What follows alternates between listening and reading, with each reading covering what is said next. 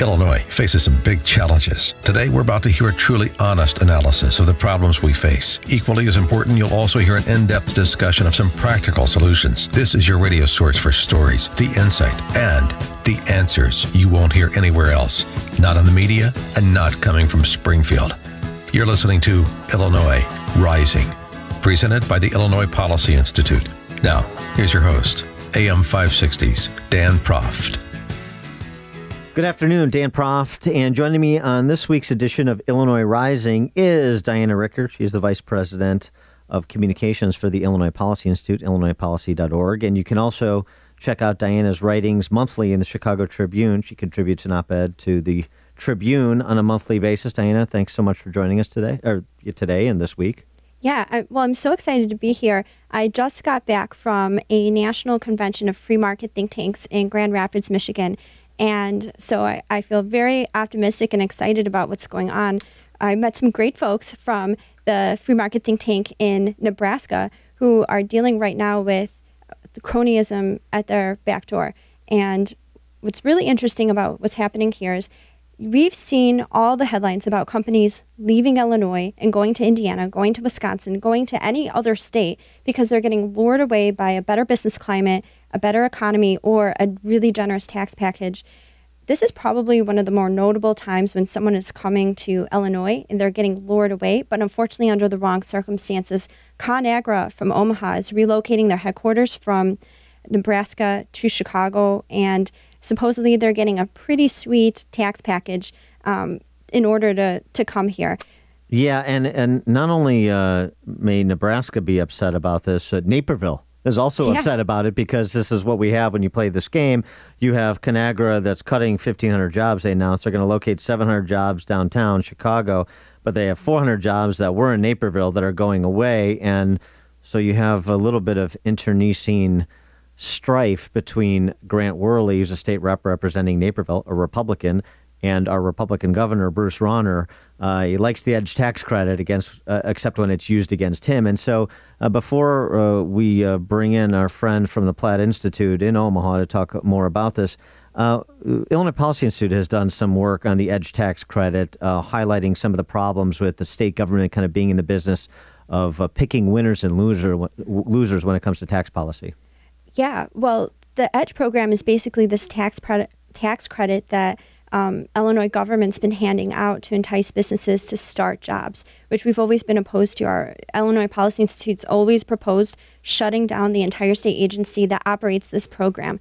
And this is another example of why we should shut it down.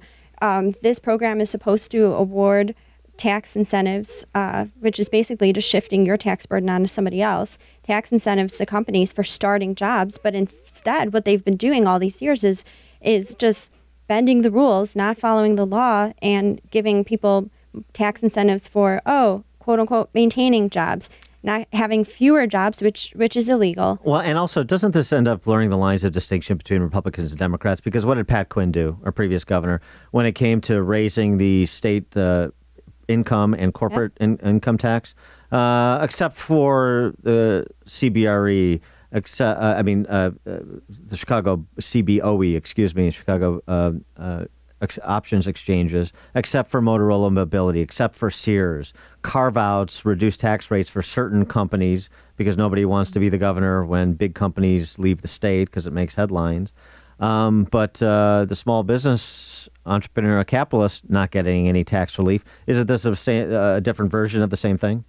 It absolutely is. It's the government picking winners and losers. On the one hand, they'll say, raising taxes doesn't scare away business, but then they'll raise taxes on the little guy to give a tax break to the big guy. Yeah, and so for more on this, we're now joined by Adam Weinberg. Adam Weinberg is the Communications and Outreach Director at the Platt Institute for Economic Research in Nebraska. Adam, thanks so much for joining us. Appreciate it. Thank you for having me.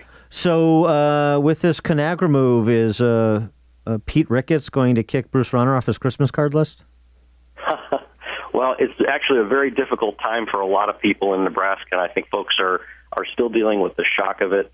We're losing probably about 1,000 really good jobs, the kind that we would really like to have here in Nebraska. And so I think as people get over the shock, though, we're going to have to start asking ourselves questions about how we are doing economic development, or maybe not. as this may demonstrate in Nebraska, we've been using, and ConAgra was the genesis of it, tax incentives as the basis for trying to secure some of these larger corporations and larger businesses. And at the same time, many of our small businesses don't receive those benefits. And it makes you start to ask, maybe this isn't the right way to do it. Maybe we need a better kind of tax relief. So, Adam, first of all, it's good to talk to you again. Adam and I met this week at the State Policy Network convention, and they're really doing God's work out there in Nebraska. Reunited. Yes. Yeah. What is it that Nebraska should be doing? Should they be one-upping Illinois on the tax deal, or what? You guys come up with all sorts of policy solutions there. Well, if you were in the governor's office, what would you tell the governor to do? Well, if I got that promotion, Diana, I think I would be trying to provide the most benefits for the most people rather than trying to pick winners and losers. And unfortunately, this is a good demonstration that when you play the special interest tax game, you're eventually going to lose to somebody else who has a better offer. I don't know all of the details of Illinois' offer of tax credits for ConAgra. My understanding is that this tax credit package called EDGE offers them the opportunity to recoup not only tax credits for their own income and liability, but also for the employee side contribution, which, as any employer will know, is a substantial cost to them. And so when we get into that game, we're really making a decision here about what kind of businesses deserve to have opportunities in our states and which ones don't. And a lot of people will say, well, ConAgra didn't leave because of taxes. Well, that may be true because they weren't paying that much when they were in Nebraska in the first place, and they won't be paying that much when they go to Illinois, particularly in relation to other businesses and other taxpayers. But the people who were stuck with the bill, the rest of us, average taxpayers, small businesses, the businesses that might be the next great Fortune 500 company in Nebraska, they're stuck with that bill. So that's a barrier for opportunity, and creating those kind of high-wage jobs that we're going to be losing now as a consequence of building this foundation on sand instead of a firm one through tax reform that benefits everybody. Yeah, and it's interesting to me because when everybody's playing this game, trying to accommodate rent-seeking corporations, there's some outliers that enter and may influence ultimately the decision. One of the things that I understand, the ConAgra CEO actually lives in Winnetka. He lives on the North Shore of Chicago, and his commute from Winnetka to Chicago is a little bit better than it is from Winnetka to Omaha.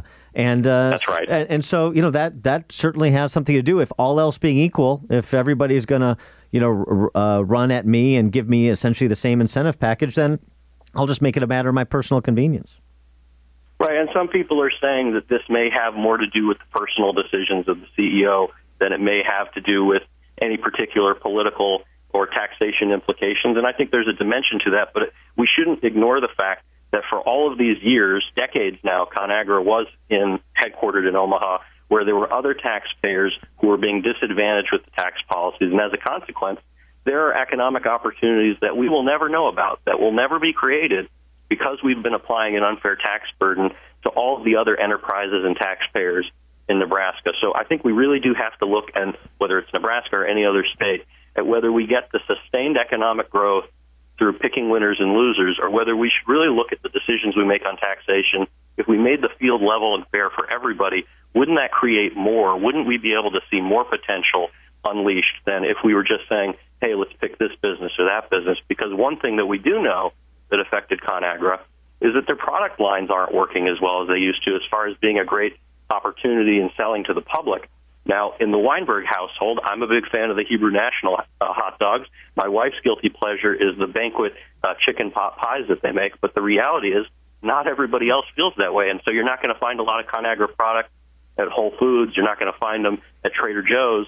And that's where a lot of these household spending decisions are starting to be made, where people are looking for product lines and quality goods that maybe ConAgra is not releasing. So when you have a tax incentive for one particular company, you're making an assumption about what people want to be investing in, what basically the market will bear. But clearly here we're seeing the taxpayers are on the losing end of a company that's producing things that maybe people don't want as much anymore.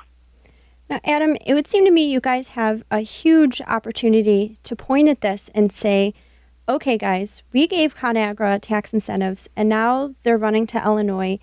They obviously are not the solution. Do these things instead. 1, 2, 3. What are those two, 3 things that the state of Nebraska should do instead to keep businesses like that here, or, attract the next ConAgra or another entrepreneur to your state. Make Warren Buffett's secretary pay more in taxes, for example. Yeah.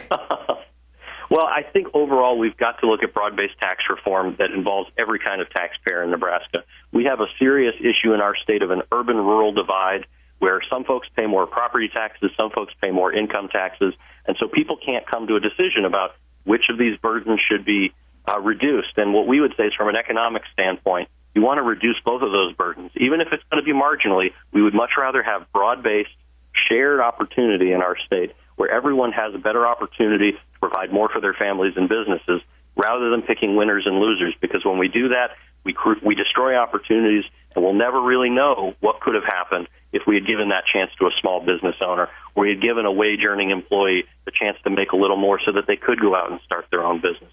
Yeah. So we have to look at broad-based tax reform. We've put together a plan called Strong Roots Nebraska that over a period of years would bring down our income tax burden. People may not know this. Your listeners, maybe they haven't paid attention to the Nebraska scene.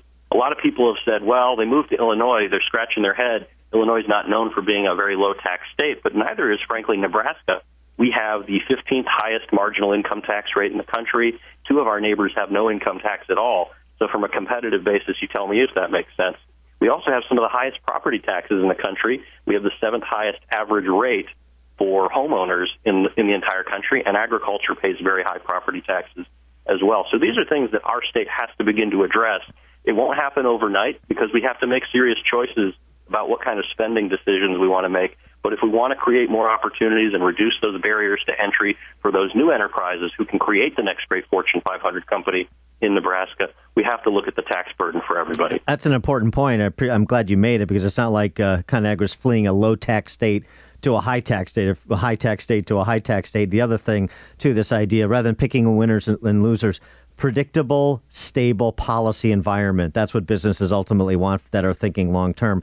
Adam Weinberg, Communications and Outreach Director at the Platt Institute for Economic Research in Nebraska. Thanks so much for joining us. Appreciate it. Thank you for having me. It was great to talk to you both.